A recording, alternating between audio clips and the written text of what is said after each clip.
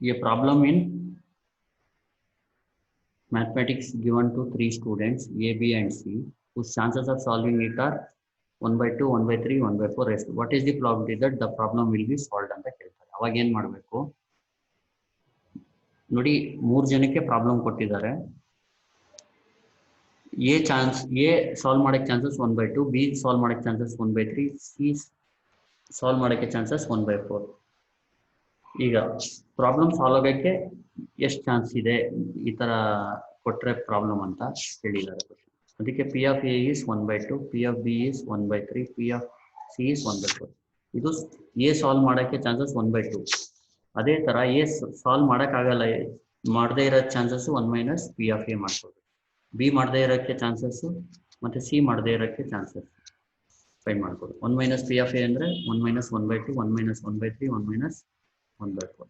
ಆಮೇಲೆ ಏನು ಮಾಡಬೇಕು, probability of problem will be ಸಾಲ್ವ್ಗೆ ಫಾರ್ಮುಲಾ ಇದು 1 minus P of A bar into P of B bar into P of C bar. ಇಲ್ಲಿ 1 minus P of A bar ಎಷ್ಟು 1 by 2, P of B bar ಅಂದರೆ 2 by 3, P of C bar ಅಂದರೆ 3 by 4. ಅದನ್ನ substitute ಮಾಡಿ ಕ್ಯಾಲ್ಸಿಲ್ ಮಾಡಿ answer ಬಂದ್ಬಿಡುತ್ತೆ. ಅಷ್ಟೇ ಇದು. Probability of problem will be solved ಅಂದರೆ ಈ ಥರ ಮಾಡಬೇಕು. ನೆಕ್ಸ್ಟ್ ಇದನ್ನ ಇನ್ನೊಂದ್ಸತಿ ಹೇಳ್ಕೊಡ್ಬಿಡ್ತೀನಿ. A problem in mathematics given to 3 students A, B, and C whose chances of solving it are 1 by 2, 1 by 3, and 1 by 4 respectively. What is the probability that the problem will be solved? P of A is 1 by 2, P of B is 1 by 3, P of C is 1 by 4.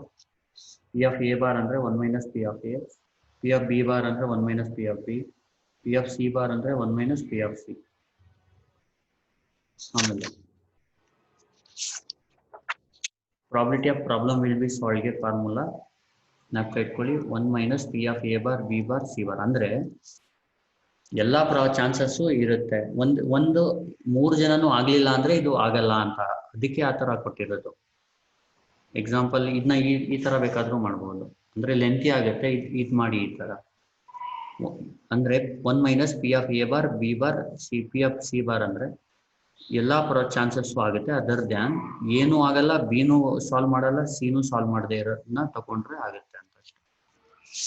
Next 3 students A, B, C write an entrance examination. Their chances of passing are 1 by 2, 1 by 3, and 1 by 4 respectively. Find the probability that at least one of them passes, second all of them passes. ಈಗ ನೋಡಿ, P of A ಎಷ್ಟು 1 by 2, P of B ಎಷ್ಟು 1 by 3, P of C ಎಷ್ಟು 1 by 4. ಈಗ ನೋಡಿ, ಇದು 3 student exam ಬರೀತಾ ಇದ್ದಾರೆ, ಅವ್ರು ಪಾಸ್ ಆಗೋಕ್ಕೆ ಚಾನ್ಸಸ್ ಇದೆ 1 by 2, 1 by 3, 1 by 4. ಇದು ನೋಡಿ, P of A 1 by 2, P of ಇದು P ಅಂದರೆ ಎ ಪಾಸ್ ಆಗೋ ಚಾನ್ಸಸ್, ಬಿ ಪಾಸ್ ಆಗೋ ಚಾನ್ಸಸ್, ಸಿ ಪಾಸ್ ಆಗುತ್ತೆ. ಇದು ಎ ಪಾಸ್ ಆಗದೆ ಇರೋದಕ್ಕೆ ಚಾನ್ಸಸ್, ಬಿ ಪಾಸ್ ಆಗದೆ ಇರೋ ಚಾನ್ಸಸ್ ಮತ್ತು ಸಿ ಪಾಸ್ ಆಗದೆ ಇರೋದಕ್ಕೆ ಚಾನ್ಸಸ್. ನೋಡಿ, ಅಟ್ಲೀಸ್ಟ್ ಒನ್ ಆಫ್ ದೆಮ್ ಪಾಸಸ್ಗೆ ನೋಡಿ, probability of at least one of them ಪಾಸಸ್ಗೆ ಒಬ್ಬರಾದ್ರೂ ಪಾಸ್ ಆಗಬೇಕು. ಅಂದರೆ ಇದಕ್ಕೆ ಅಟ್ಲೀಸ್ಟ್ 1 ಅಂದರೆ ಒಬ್ರು ಪಾಸ್ ಆದರೂ ಇದಕ್ಕೆ ಫೇವ್ರೇಬಲ್. ಎ ಪಾಸ್ ಆಗ್ಬಿಟ್ಟು ಬಿನೂ ಫೇಲು ಸಿ ಫೇಲ್ ಆದರೂ ನಡೆಯುತ್ತೆ. ಇಲ್ಲ ಅಂದರೆ ಎ ಫೇಲ್ ಆಗ್ಬಿಟ್ಟು ಬಿ ಪಾಸ್ ಆಗಿ ಸಿ ಫೇಲ್ ಆದರೂ ನಡೆಯುತ್ತೆ. ಎ ಫೇಲ್ ಆಗ್ಬಿಟ್ಟು ಬಿ ಫೇಲ್ ಆಗ್ಬಿಟ್ಟು ಸಿ ಪಾಸ್ ಆದರೂ ನಡೆಯುತ್ತೆ. ಎ ಪಾಸ್ ಆಗ್ಬಿಟ್ಟು ಬಿ ಪಾಸ್ ಆಗ್ಬಿಟ್ಟು ಸಿ ಫೇಲ್ ಆದರೂ ನಡೆಯುತ್ತೆ. ಇಲ್ಲ ಅಂದರೆ ಎ ಪಾಸ್ ಆಗ್ಬಿಟ್ಟು ಸಿ ಪಾಸ್ ಆಗ್ಬಿಟ್ಟು ಬಿ ಫೇಲ್ ಆದರೂ ನಡೆಯುತ್ತೆ. ಇಲ್ಲ ಅಂದರೆ ಬಿ ಮತ್ತೆ ಸಿ ಪಾಸ್ ಆಗ್ಬಿಟ್ಟು ಎ ಫೇಲ್ ಆದರೂ ನಡೆಯುತ್ತೆ. ಇದರಲ್ಲಿ 3 ಪಾಸ್ ಆದರೂ ಈ ಪ್ರಾಬಿಲಿಟಿಗೆ ಇದಾಗುತ್ತೆ.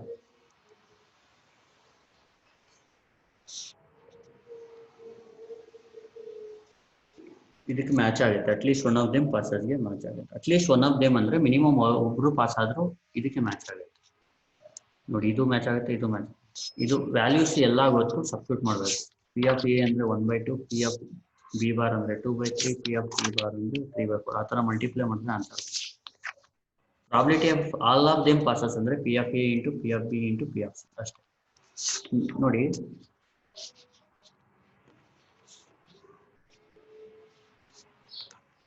Probability of problem will be ಸಾಲ್ವ್ಗೆ ಈ ಥರ ಬೇಕಾದರೂ ಮಾಡ್ಬೋದು. ಅಲ್ಲಿ ಮಾಡ್ಬೋಲ್ಲ ಆ ಥರ. ಈಗ ಎಕ್ಸಾಂಪಲ್ಲು ಎ ಸಾಲ್ವ್ ಮಾಡ್ಬಿಟ್ಟು ಬಿ ಸಾಲ್ವ್ ಮಾಡಿಲ್ಲ, ಸಿ ಮಾಡಿಲ್ಲ ಅಂದ್ರೂ ಇದಕ್ಕೆ ಆಗುತ್ತೆ. ಎ ಸಾಲ್ವ್ ಮಾಡಿಲ್ಲ, ಬಿ ಸಾಲ್ವ್ ಮಾಡಿದ್ದಾರೆ, ಸಿ ಮಾಡಿಲ್ಲ ಅಂದ್ರೂ ಆಗುತ್ತೆ. ಮತ್ತು ಎ ಸಾಲ್ವ್ ಮಾಡಿಲ್ಲ, ಬಿ ಸಾಲ್ವ್ ಮಾಡಿಲ್ಲ, ಸಿ ಸಾಲ್ವ್ ಮಾಡಿದ್ರು ಆಗುತ್ತೆ. ಇದಾಗತ್ತೆ, ಇಲ್ಲ ಇದಿದ್ರು ಆಗುತ್ತೆ, ಇದಿದ್ರು ಆಗುತ್ತೆ, ಇದಿದ್ರು ಆಗುತ್ತೆ. ಇವರಿಬ್ರು ಸಾಲ್ವ್ ಮಾಡಿದ್ರೆ ಇವ್ರು ಸಾಲ್ವ್ ಮಾಡಿದ್ರು ಆಗಿರುತ್ತೆ. ನೆಕ್ಸ್ಟ್ ಇಬ್ರು ಸಾಲ್ವ್ ಮಾಡ್ಬಿಟ್ಟು ಒಬ್ರು ಸಾಲ್ವ್ ಮಾಡಲಿಲ್ಲ ಅಂದ್ರೂ ಆಗುತ್ತೆ. P of B, P of C ಬರ್, ಪಿ ಆಫ್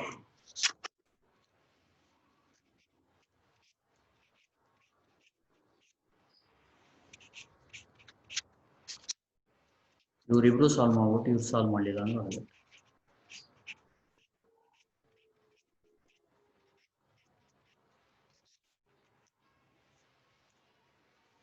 ಇವರಿಬ್ರು ಸಾಲ್ವ್ ಮಾಡ್ಬಿಟ್ಟು ಇವ್ರು ಸಾಲ್ವ್ ಮಾಡಲಿಲ್ಲ ಅಂದ್ರೂ ಆಗುತ್ತೆ. Next P of A into P of B into P of C, ಮೂರು ಸಾಲ್ವ್ ಮಾಡಿದ್ರು ಆನ್ಸರ್ ನೋಡಿ. ಇದು ಮಾಡಿದ್ರು ಆನ್ಸರ್ 0.75 ಬರೋದು. ನೀವು ಚೆಕ್ ಮಾಡಿ ಬೇಕಿತ್ತು. ಇದು ಗೊತ್ತಾಗ್ಲಿಲ್ಲ ಅಂದ್ರೆ ನಿಮಗೆ ಇದು ಮಾಡಿ. ಇಲ್ಲೂ ಅಷ್ಟೇ, ಇಷ್ಟು ಮಾಡೋಕ್ಕಿಂತ ಇದು ಮಾಡಿದ್ರು ಆನ್ಸರ್ ಒಂದೇ ಬರುತ್ತೆ. 1 minus P of A bar into P of B bar into C of B bar ಮಾಡಿದ್ರು ನಡೆಯುತ್ತೆ. Next probability all of them ಅಂದ್ರೆ P of A into P of B into P of C. Next question ನೋಡಿ. A can hit a target 3 times in a 5 shot ಅಂದ್ರೆ P of A ಬರ್ಕೋಬೇಕು.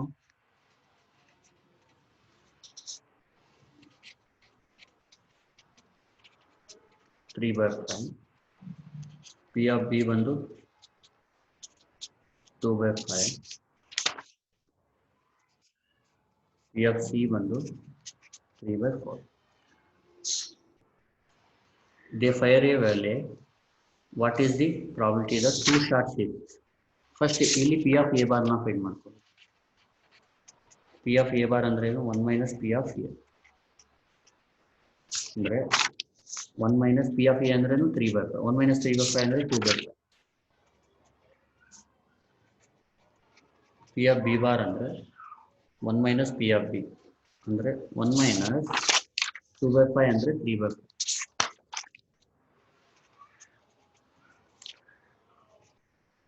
P of C bar ಅಂದ್ರೆ 1 minus P of C 1 minus 3 by 4 ಅಂದ್ರೆ 1 by 4.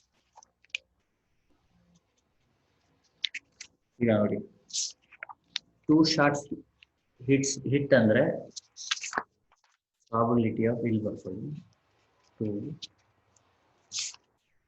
Short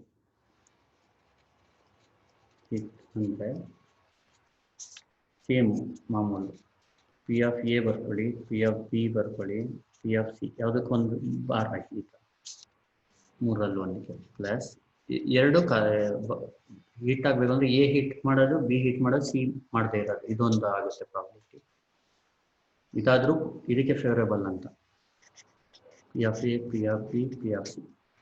ಇಲ್ಲಿ ಸಿಗೆ ಹಾಕಿದಿರಲ್ವ ಬಾರು, ಬಿಗೆ ಹಾಕಿ. Next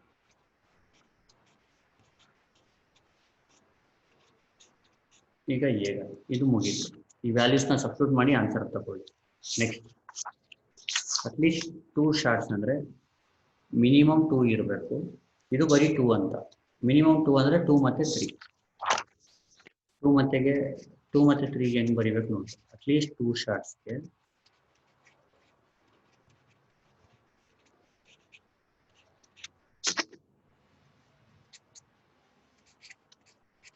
A B C ಯಾವುದಕ್ಕೊಂದು bar ಹಾಕಿ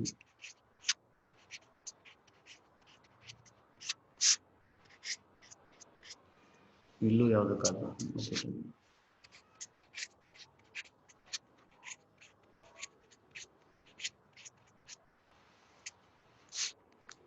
plus 3 ಆದ್ರೂ ನಡೆಯುತ್ತೆ. P of A into P of B into P of C. ಈ ಎಲ್ಲ ವ್ಯಾಲ್ಯೂಸ್ ಗೊತ್ತು, ಸಬ್ಸ್ಟಿಟ್ಯೂಟ್ ಮಾಡಿ ಆನ್ಸರ್ ತಗೊಳ್ಳಿ. ನೆಕ್ಸ್ಟ್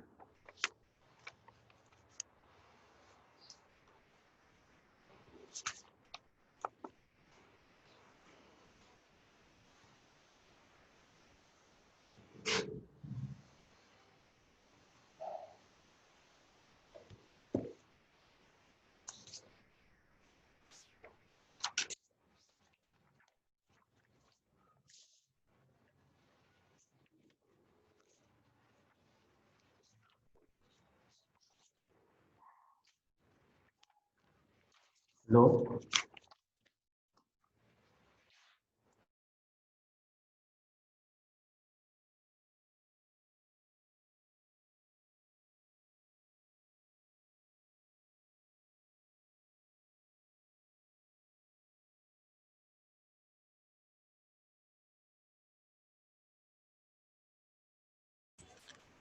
ನೋಡಿ ಇದು ಹೆಂಗೆ ಮಾಡಬೇಕು there are 10 student of which 3 are graduates ಇದು ಬೇರೆ ಟೈಪ್ ಅಂದ್ಕೊಳ್ಳಿ ಇದನ್ನ if a committee of 5 is to be formed what is the probability that there are only 2 graduates and at least 2 graduates ಇದನ್ನ ಯಾವ ಥರ ಮಾಡಬೇಕು ನೋಡಿ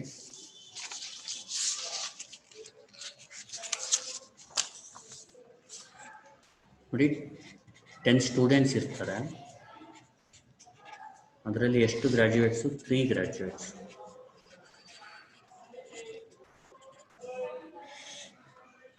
ಅಂದರೆ 7 ನಾನ್ ಗ್ರಾಜುಯೇಟ್ಸ್ ಇರ್ತಾರೆ 3 ಗ್ರಾಜುಯೇಟ್ಸು 7 ನಾನ್ ಗ್ರಾಜುಯೇಟ್ಸ್ ಈಗ ಇಲ್ಲಿ 5 ಮೆಂಬರ್ ಕಮಿಟಿ ಮಾಡಬೇಕು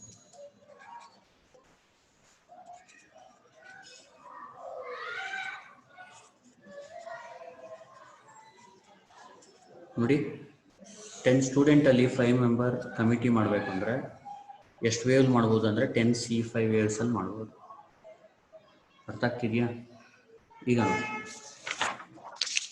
there are 10 student of which 3 are graduates 7 are ಅಂದರೆ ರಿಮೈನಿಂಗ್ ನಾನ್ ಗ್ರಾಜುಯೇಟ್ಸ್ ಅಂತ if a committee of 5 is to be formed committee of 5 members committee ಮಾಡಬೇಕು what is the problem that there are only 2 graduates only 2 graduates ಅಂದರೆ 5 member committee ಆಗಬೇಕು ಅಂದರೆ ಇಲ್ಲಿ ಎಷ್ಟು select ಆಗಬೇಕು only 2 ಅಂದರೆ ಇಲ್ಲಿ 2 ಸೆಲೆಕ್ಟ್ ಆಗಬೇಕು ಇಲ್ಲಿ 3 ಯಾಕೆ 5 ಮೆಂಬರ್ ಕಮಿಟಿ ಆಗಬೇಕಂದ್ರೆ ಇಲ್ಲಿ 2 ಬರಬೇಕು ಇಲ್ಲಿ 3 ಬರಬೇಕು ಆವಾಗಲೇ 2 + 3 5 ಮೆಂಬರ್ ಕಮಿಟಿ ಆಗುತ್ತೆ 2 ಗ್ರಾಜುಯೇಟ್ಸ್ ಆಗಬೇಕು ಅಂದರೆ ಇಲ್ಲಿಂದಾನೇ 2 ಬರಬೇಕು ಇಲ್ಲಿಂದ 3 ಬರಬೇಕು ಅಂದರೆ ಇದು ಬಂದು number of ways 2 graduate selected from 3 ಅಂದರೆ 3C2 ಅಂತ ಇದೇನು 3C2 ಇದು number of ways 3 non graduates selected from 7 non graduates ಅಂದರೆ 7C3 ಅಂತ ಇದೇನಾಗುತ್ತೆ 3C2 into 7C3 divided by 10C5 ಮಾಡಬೇಕು 3C2 into 7C3 divide by 10C5 ಅಂತ ಇದರಲ್ಲಿ 2 ಗ್ರಾಜುಯೇಟ್ಸ್ ಇರ್ತಾರೆ 3 ನಾನ್ ಗ್ರಾಜುಯೇಟ್ಸ್ ಇರ್ತಾರೆ ಇದು ಪ್ರಾಬಿಲಿಟಿ ಆಫ್ ಓನ್ಲಿ 2 ಗ್ರಾಜುಯೇಟ್ಸ್ಗೆ next probability of at least 2 graduates ಅಂದರೆ ಅಟ್ಲೀಸ್ಟ್ ಅಂದರೆ greater than or equal to 2 ಅಂತ 2 ಮತ್ತು 2ಗಿಂತ ಜಾಸ್ತಿ ಎಕ್ಸಾಂಪಲ್ ಇದಕ್ಕೇನೇನು ಬರುತ್ತೆ 2 ಗ್ರಾಜುಯೇಟ್ಸ್ ಮತ್ತು probability of 3 graduates probability of 4 graduates ಯಾಕೆ ಬರಲ್ಲ ಅಂದರೆ ಇರೋದೇ 3 ಗ್ರಾಜುಯೇಟ್ಸು ಅದಕ್ಕೆ ಫಸ್ಟ್ ಪ್ರಾಬಿಲಿಟಿ ಆಫ್ 2 ಗ್ರಾಜುಯೇಟ್ಸ್ನ ಮಾಡೋದು ಯಾವ ಥರ ಇದು 2 ಬರಬೇಕು ಇದು 3 ಆಗಬೇಕು ಆ ಥರ ಅದು ಮೊದಲೇ ಮಾಡಿದ್ವಿ 3C2 into 7C3 by 10C5 ಈಗ 3 ಗ್ರಾಜುಯೇಟ್ಸ್ 5 ಮೆಂಬರ್ ಕಮಿಟಿ ಮಾಡಬೇಕು 3 ಗ್ರಾಜುಯೇಟ್ಸ್ ಇರಬೇಕು ಅಂದರೆ ಇಲ್ಲಿಂದ 3 ಸೆಲೆಕ್ಟ್ ಆಗಬೇಕು ಇಲ್ಲಿಂದ 2 ಸೆಲೆಕ್ಟ್ ಆಗಬೇಕು ಇದು ಎಷ್ಟು ವೇಸಲ್ಲಿ ಬರುತ್ತೆ 3C3 ವೇಸಲ್ಲಿ ಇದು 7C2 ವೇಸಲ್ಲಿ ಬರುತ್ತೆ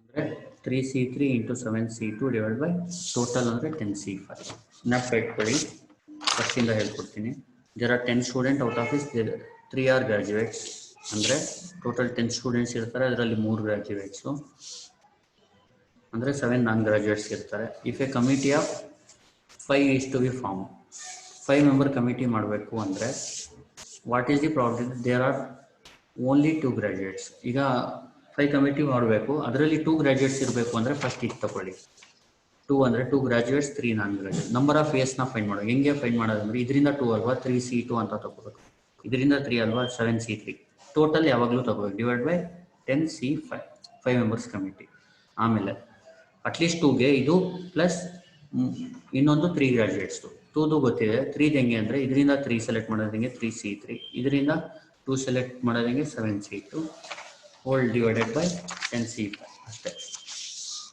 ಇದನ್ನ ಕ್ಯಾಲ್ಸಿಯಲ್ಲಿ ಮಾಡಿ ಆನ್ಸರ್ ಬರುತ್ತೆ ಕ್ಯಾಲ್ಸಿ ಇಲ್ಲ ನಾನು ತೋರಿಸ್ಕೊಡ್ತಿದ್ದೆ ಮಾಡಿ ಏನಿಲ್ಲ ಮಾಡ್ಬೋದು next From 6 positive numbers, 8 negative numbers, 4 number are chosen at random without replacement. ಅಂದರೆ ಎಕ್ಸಾಂಪಲ್ ತಗೋತೀನಿ ನೋಡಿ, ಸೆಕೆಂಡ್ಗೆ ಎಕ್ಸಾಂಪಲ್ಲು. 6 ಪಾಸಿಟಿವ್ ನಂಬರ್ ಯಾವುದಾದ್ರು ತಗೊಳ್ಳೋಣ. 2, 3, 4, 5, ನೆಕ್ಸ್ಟ್ 7, 10. 8 negative number, -1, -3, -4, -6, -8, -9, -10, -7. ಇದರಲ್ಲಿ ಈ ಥರ ನಂಬರ್ಸ್ ಇದೆ.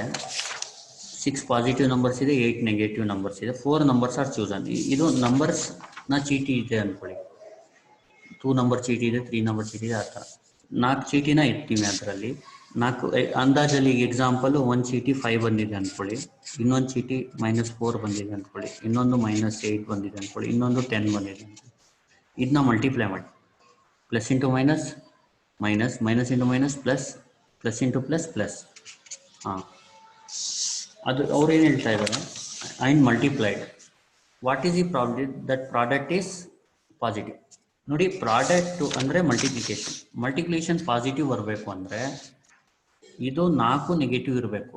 ಯಾಕಂದರೆ ಮೈನಸ್ ಇಂಟು ಮೈನಸ್ ಪ್ಲಸ್ ಆಗುತ್ತೆ, ಪ್ಲಸ್ ಇಂಟು ಮೈನಸ್ ಮೈನಸ್ ಆಗುತ್ತೆ, minus into minus plus, answer plus ಬರುತ್ತೆ. ಇಲ್ಲಾಂದರೆ 2 ನೆಗೆಟಿವ್ 2 ಪಾಸಿಟಿವ್ ಇರಬೇಕು. Plus into minus minus, minus into minus plus, plus into plus plus, ಪ್ಲಸ್ಸೇ ಬರುತ್ತೆ. ಇಲ್ಲಾಂದರೆ 4 ಪಾಸಿಟಿವ್ ಇರಬೇಕು. 4 ಪಾಸಿಟಿವ್ ಇದ್ರೂ ಪಾಸಿಟಿವ್ ಬರುತ್ತೆ. ಆ ಥರ ಇದ್ದರೆ ಮಾತ್ರ ಪಾಸಿಟಿವ್, ಇಲ್ಲಾಂದರೆ ನೆಗೆಟಿವ್ ಬಂದ್ಬಿಡುತ್ತೆ. ಅದಕ್ಕೆ ಪಾಸಿಟಿವ್ ಬರೋಕ್ಕೆ ಕೇಸಸ್ನ ಬರ್ಕೋಬೇಕು.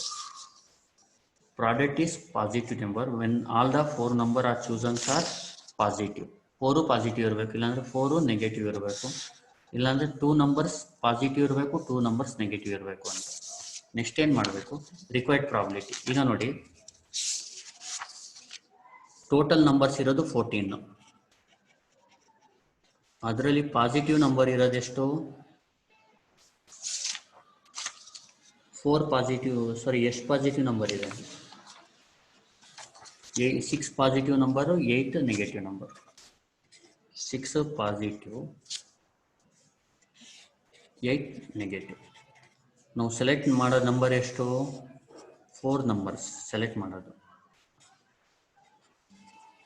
ನಂಬರ್ ಆಫ್ ವೇಸ್ ಬಂದು ಇದು 14C4 ಇದು ಟೋಟಲ್. ಅರ್ಥ ಆಗ್ತಿದೆಯಾ? ಈಗ ಪ್ರಾಬ್ಲಮಲ್ಲಿ ಕೇಳಿರೋದೇನು? ಈಗ ಇದಕ್ಕೆ ಟ್ರೂ ಆಗೋದು ಯಾವಾಗ? ಪ್ರಾಡಕ್ಟ್ ಪಾಸಿಟಿವ್ ಬರೋದು ಯಾವಾಗ ಅಂದರೆ 4 ನಂಬರ್ಸ್ ಆರ್ ಪಾಸಿಟಿವ್ ಇದ್ದಾಗ ಮಾತ್ರ.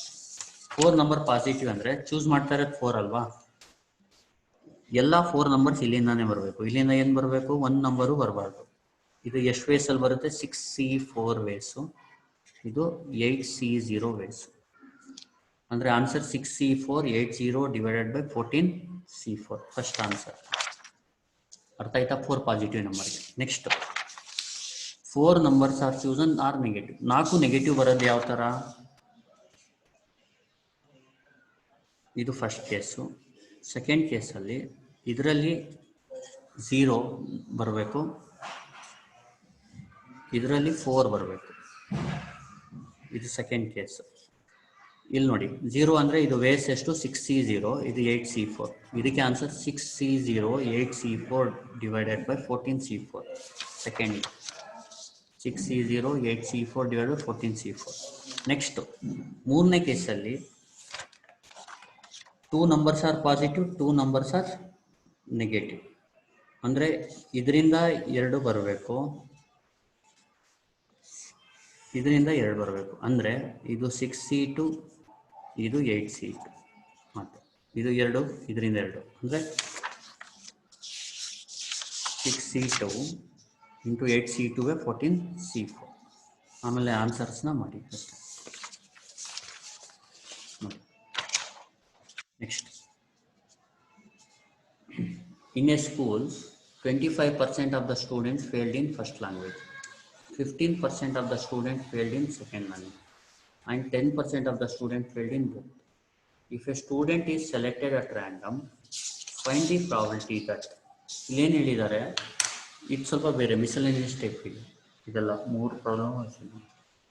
25 in a school 25% of the students failed in first language ಅಂದರೆ ಫಸ್ಟ್ ಲ್ಯಾಂಗ್ವೇಜಲ್ಲಿ ಫೇಲ್ ಆಗಿರೋರು 25%, P of A 25%.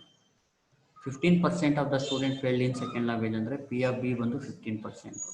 10% of students failed in both ಅಂದರೆ ಈಗ ಫಸ್ಟ್ ಲ್ಯಾಂಗ್ವೇಜಲ್ಲೂ ಫೇಲ್ ಆಗಿರಬೇಕು, ಅವರು ಸೆಕೆಂಡ್ ಲ್ಯಾಂಗ್ವೇಜಲ್ಲೂ ಫೇಲ್ ಆಗಿರಬೇಕು. ಅವರು ಎಷ್ಟು 10%, ಅಂದರೆ P of A 25%, P of B 15%. ಇಲ್ಲಿ ಬರೋದು ಎರಡು ಫೇಲ್ ಆಗಿರೋರು ಬರಬೇಕು ಇಲ್ಲಿ, ಎಲು ಮತ್ತು ಬಿಲು. ಅದಕ್ಕೆ A intersection B. P of A intersection B ಬಂದು 10%. ಈಗ first question, he failed in first language if he had already failed in second language. ಅಂದರೆ ಇದು P of A by B, ಅಂದರೆ ಬಿ ಆಲ್ರೆಡಿ ಆಗಿರೋದು. ಇದು what is the probability of getting A ಅಂತ ಇದೆ. ಅಂದರೆ P of A by B. He failed in first language ಅಂದರೆ A ಅಲ್ವಾ. If he had already failed in second language ಅಂದರೆ B ಕೆಳಗಡೆ ಬರುತ್ತೆ. P of A by B ಅಂದರೆ formula P of A intersection B by P of B, ಅಂದರೆ 0.1/0.15 ಬರುತ್ತೆ ಅಷ್ಟೇ. Next P of B by A ಮಾಡಬೇಕು. P of A intersection B by ಇದೇನು probability of B failed in he failed in second language if he had already failed in first language ಅಂತ. First ಲ್ಯಾಂಗ್ವೇಜಲ್ಲಿ already fail ಆಗಿದ್ದಾನೆ ಅಂದರೆ ಕೆಳಗಡೆ A ಬರಬೇಕು. What is the probability of failed in second language ಅಂದರೆ A B.